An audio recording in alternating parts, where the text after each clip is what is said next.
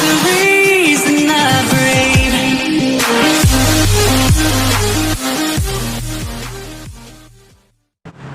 Assalamualaikum warahmatullahi wabarakatuh. Hai adik-adik semuanya, apa kabarnya hari ini? Semoga selalu sehat dan selalu bisa untuk menjaga diri kita. Nah, adik-adik semuanya, hari ini kita akan melanjutkan kembali materi kita di video yang sebelumnya. Pada video yang sebelumnya, kita sudah membahas beberapa macam organel-organel yang ada di sini. Sekarang kita akan lanjutkan lagi pembahasannya mengenai organel-organel yang lainnya. Sebelum kita melanjutkan ke materi pelajaran kita pada video kali ini, di sini kakak akan mengingatkan kembali agar kita selalu menjaga kesehatan kita dan selalu mencuci tangan kita agar kita terhindar dari wabah dan virus yang berbahaya ini.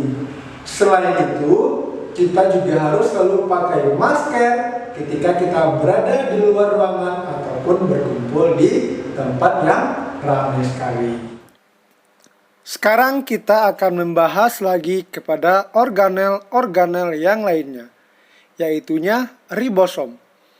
Ribosom merupakan struktur unit gabungan protein dengan RNA ribosom atau RNAR yang disintesis oleh nukleolus. Ribosom terdiri atas dua unit yang tidak memiliki membran, yaitu unit besar dan unit kecil yang masing-masingnya berbentuk bulat. Ribosom ada yang tersebar bebas di sitoplasma dan ada juga yang menempel pada dinding retikulum endoplasma.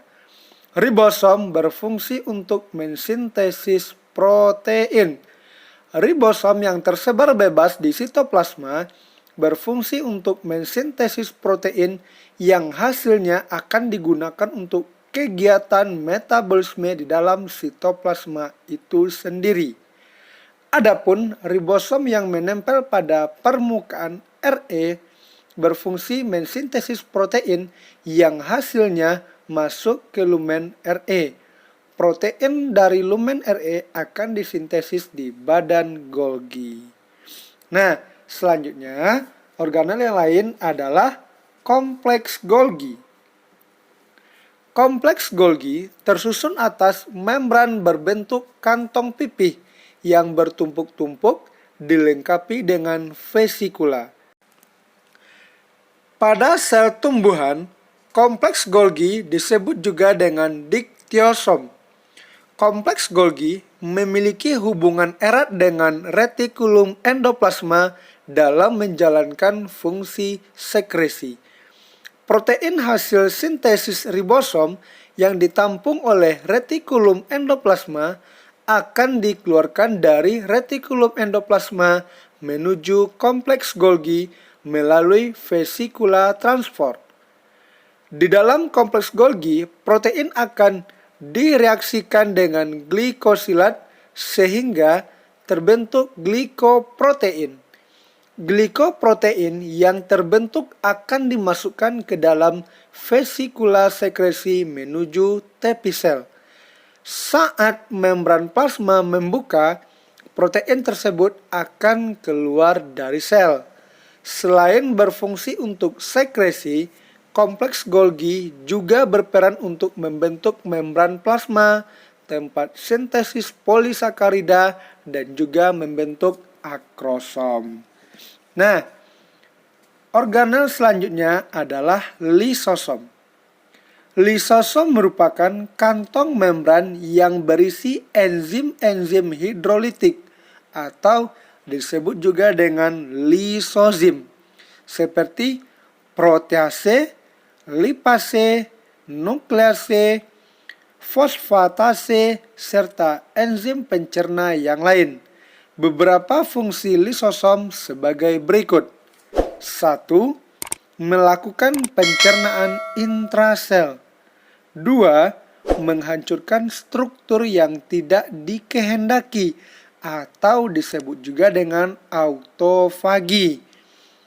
Misal, organel lain yang sudah tidak dikehendaki. Makanya akan langsung dihancurkan oleh lisosom ini dalam bentuk kerjanya yang disebut dengan autofagi. Nah, yang ketiga fungsi lisosom adalah eksositosis, yaitu pembebasan enzim keluar dari sel. Yang keempat, penghancuran diri sel atau lisosom dengan membebaskan isi lisosom disebut dengan kegiatan autolisis. Nah, nanti akan dihancurkannya, yaitu namanya adalah autolisis. Nah, organel berikutnya adalah badan mikro. Badan mikro merupakan organel berukuran sangat kecil sekali. Badan mikro ini terdiri atas peroksisom dan glioksisom. Peroksisom dapat ditemukan pada sel hewan, fungi, dan daun tumbuhan.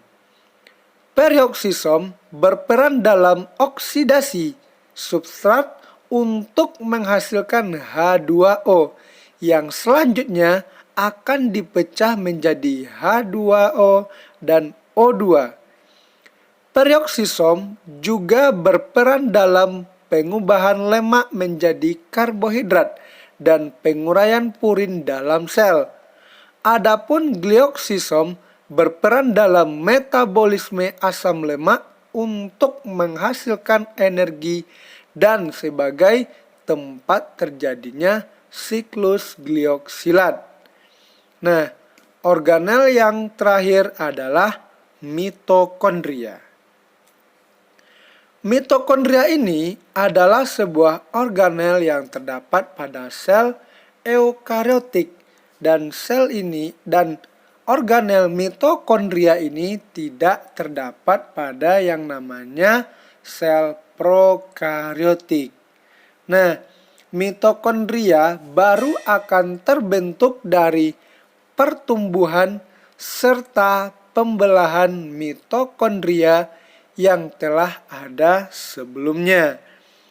Mitokondria memiliki dua membran, yaitu membran luar dan membran dalam. Yang keduanya bersifat kuat, fleksibel, stabil, dan tersusun atas lipoprotein. Membran dalam akan mengalami pelekukan ke dalam membentuk krista.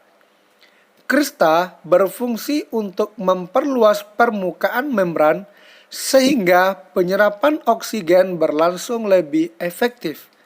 Membran dalam berfungsi untuk melangsungkan rantai respirasi yang menghasilkan ATP atau energi. Ruang bagian dalam mitokondria berisi cairan yang disebut matriks mitokondria. Di dalam matriks mitokondria terdapat enzim pernafasan, DNA, RNA, dan protein. Matriks mitokondria berfungsi untuk oksidasi asam lemak dan katabolisme asetil koenzim. Nah, mitokondria ini berfungsi sebagai tempat berlangsungnya respirasi seluler. Dalam respirasi seluler terjadi oksidasi makanan sehingga menghasilkan energi. Mitokondria merupakan penghasil energi karena berfungsi dalam oksidasi makanan, respirasi sel, dehidrogenasi, fosfolisasi oksidatif, dan sistem transport elektron. Nah, berdasarkan fungsi-fungsi yang telah kita bahas tadi, maka dari itu mitokondria sering disebut juga sebagai atau sering juga dijuluki sebagai the powerhouse of cell.